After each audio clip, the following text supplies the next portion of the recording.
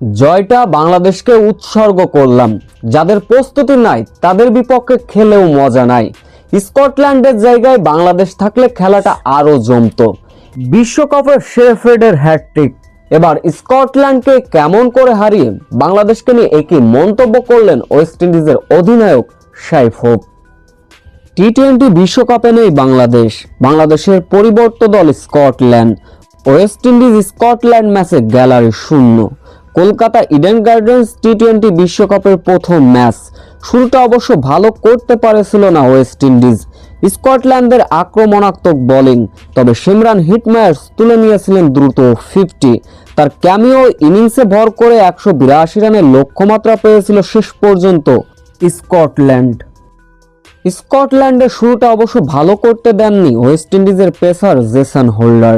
তার বোলিং তোপের সামনে স্কটল্যান্ডের ওপেনার জন্স ফিরে গিয়েছিলেন। এরপর ব্র্যান্ডন ম্যাককালামও ফিরলেন 14 রানে। এরপর অবশ্য প্রতিরোধ গড়ে তুলেছিলেন ব্রিংটন ও টম ব্রুসি। এই দুই ব্যাটার রীতিমতো ব্যাট হাতে তাণ্ডব চালাচ্ছিলেন। মাত্র 12 ওভারের আগে 100 রান পার করে ফেলেছিল স্কটল্যান্ডের দলীয় রান।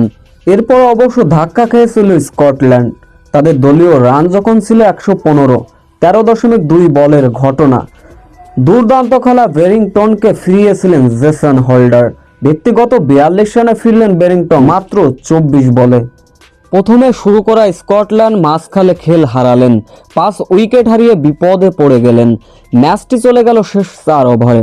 শেষ 4 ওভারে স্কটল্যান্ডের জয়ের জন্য প্রয়োজন ছিল 51 রান, কিন্তু শেষ রক্ষা হলো না ওয়েস্ট ইন্ডিজের নিয়ন্ত্রিত বোলিংয়ের কাছে।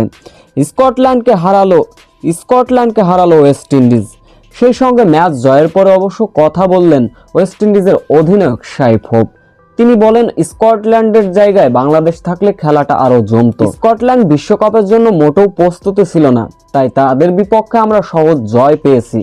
বাংলাদেশ থাকলে হাড্ডাহাড্ডি খেলা হতো হয়তো।